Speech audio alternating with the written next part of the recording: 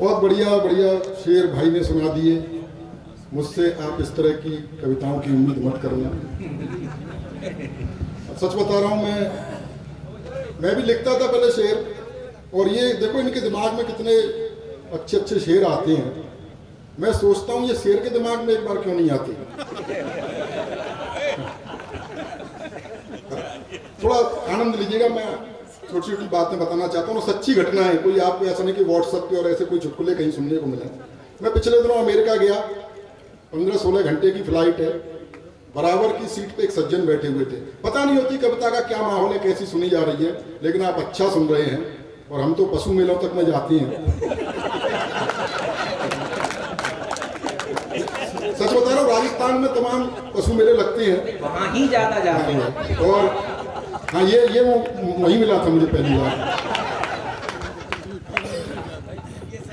हाँ नहीं, सही बात है, ये आपने सही कही। हाँ, ये पुष्कर्मा गधों का मेला लगता है, ये वहीं मुलाकात हुई थी। वो भी सुनाऊंगा आपकी कहानी। नहीं, खूंटे ही अलग लगती है हमारे और इसके। बच्चे पता नहीं होती आदमी किस मूड में, किस मानसिकता में। आप तो बहुत अच्छा सुन रहे, सच बता रहा हूँ मैं। तो क्या होता है, पशु मेले में जो श्रोता होते हैं, वो पशु बेचने खरीदने वाले होते हैं। अच्छा, बजट होता है सरकार के पास, तो वो कवि सम्मेलन करा देते हैं मनोरंजन के लिए। तो रात को वही हमारे श्रोता होते हैं, झुंड बना के बैठ जाते हैं। हम कहते हैं भाई इधर ध्यान दो, वो कहते हैं आप अपना काम करो, हम अपना कर रहे हैं।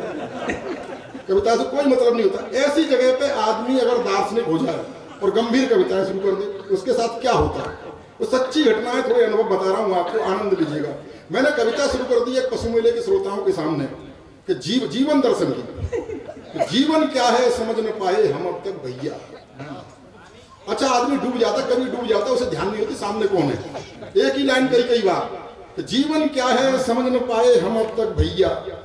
ये लाइन मैंने 2-3 बार रगड़ी कि जीवन क्या है समझ न पाए हम अब तक भैया। सामने से खड़ा हो गया, बोला ले वे आए भैंसिया, हम तो ले चल ले गैया। ऐसे ऐसे श्रोता हमें मिलते हैं। मैं सच्ची घटना बता रहा हूँ। मैं अमेरिका की यात्रा कर रहा था, 15-16 घंटे की फ्लाइट। बराबर की सीट पे एक सज्जन बैठे हुए थे, परिचय हुआ। लंबी यात्रा में परिचय होता ही है। मैंने कहा जी मैं कवि हूँ, कविताएं सुनाने के लिए जा रहा हूँ। मैंने पूछा, मैंने कहा आप? बोला मेरा वहाँ व्यापार है, कुछ पैसा फंसा हुआ है, उसे निकालने जा रहा हूँ। थोड़ी देर बाद बोर होने लगे, बोले कवि जी कोई कविता बविता सुनाइए। तो जैसे उन्होंने कविता के साथ बविता जोड़ा, मैं समझ गया कविता में कितना जानते होंगे। मैंने कहा सेठ जी रहने दीजिए, आपका कविता से क्या लेना देना। तो वो जिद करने लगे। तो मैंने ट्रक से चुराया हुआ एक शेर उन्हें सुना दिया कि हमें तो अपनों में लूटा, गैरों में कहाँ दम था, मेरी कश्ती वहां डूबी जहां पानी बहुत कम था। तो वो रोने लग गए। मैंने कहा शायद ज्यादा चोट खाए हुए, हो सकता है जीएसटी के पिटे पिटाए हों। 2-3 घंटे की नींद मैंने निकाली, 2-3 घंटे की उन्होंने निकाली। अचानक कंधा झकझोर के मुझे उठाया, बोले कवि जी ये बताओ बाद में वो कश्ती निकली कि नहीं निकली। तो कविताएं ऐसे भी सुनी जाती हैं, ऐसे भी समझी जाती हैं। एक बार आप तालियां वालियां बजा दीजिए तो मैं आपको। बहुत बुरे समय के बाद हम निकले हैं।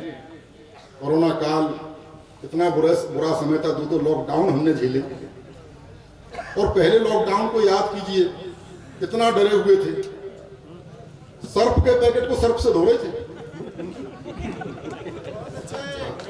अपने ही घर में बंद थे, अपनी ही पत्नी की शक्ल देखनी पड़ रही थी, ब्यूटी पार्लर तक बंद थे। बाद में सरकार को थोड़ी दया आई तो उन्होंने शराब के ठेके खुलवा दिए, जिसे पी करके चुड़ैल भी सुंदर दिखाई देती है। सच्ची घटना बता रहा हूं। बाहर पुलिस, आदरणीय पुलिस जी, बाहर पुलिस लट फटकार रही है। मैं अपनी पत्नी के साथ, वो मुझसे बोली सुनो जी मेरी लिपस्टिक खत्म हो गई है, मेरी सहेली के घर से लिपस्टिक ले आओ। और बाहर पुलिस। मैंने कहा तेरे जरा से होठ लाल करने के चक्कर में पुलिस मेरा क्या क्या लाल करेगी। उन विसंगतियों से हम निकले हैं। बहुत अच्छा लग रहा है आप लोग यहाँ बैठे हुए हैं। जिस तरह की कविताएं मैं लिखता हूँ, पत्रकार लोग बैठे हैं। गणेश शंकर विद्यार्थी जी की जन्म जयंती समारोह मनाया जा रहा है। तमाम मंत्री गण बैठे हुए हैं, शासन प्रशासन के लोग हैं। और ऐसा नहीं कि कभी मंत्री जी सारी रात आपकी ही तारीफ करेंगे।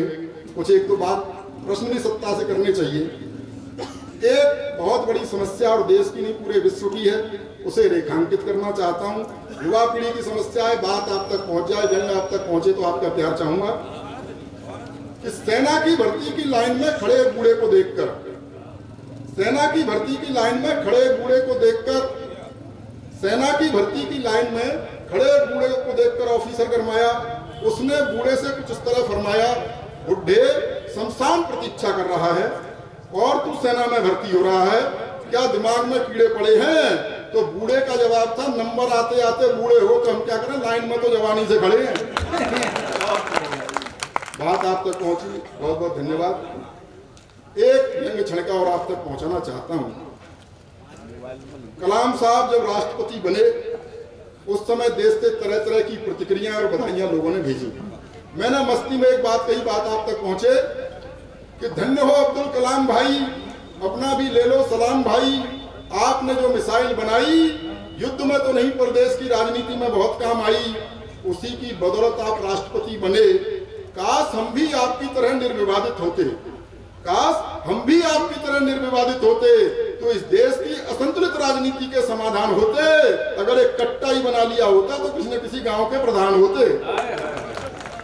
बहुत बहुत धन्यवाद। मैं नगर परिषद को बहुत बहुत बधाई देना चाहता हूं कि उन्होंने इस अवसर पर हिंदी के कवि बुलाए, पत्रकारों का सम्मान किया, वरना कुछ भी करा सकते थे। रॉक वॉक तमाम तरह के कार्यक्रम होते हैं, कहीं न कहीं आप संस्कारों को जिंदा रखे हुए हैं, भारतीय संस्कृति को जिंदा रखे हुए हैं। लेकिन भारतीय संस्कृति पर पाश्चात्य संस्कृति जो प्रहार कर रही है उसको रेखांकित करते हुए मैंने एक गीत लिखा है, वो आप तक पहुंचाना चाहता हूं। उसकी भूमिका में बताना चाहता हूं, एक संस्कारवान किसान का बेटा पढ़ने के लिए विदेश चला गया और वहां उसका प्रेम एक मॉडर्न लड़की से हो गया जो पूरी तरह पाश्चात्य रंग में रची बसी थी। और रची बसी क्या थी, लिपि पुती थी। कुछ दिनों बाद उसे लगा कि इसके साथ निर्वाण नहीं हो सकता, इसके साथ नहीं निभ सकती, तो उसने उसे पत्र लिखा कि मैं तुम्हें प्यार नहीं दे पाऊंगा। और क्यों नहीं दे पाऊंगा, सारे तर्क उसने उसमें लिखे, वो आप तक पहुंचाना चाहता हूं।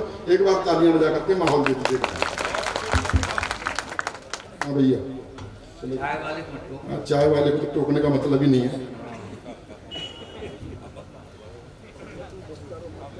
तो मैं बता, अच्छा ये गीत है, मैं इसे गा के सुनाऊंगा, मेरा कंठ इतना अच्छा नहीं है।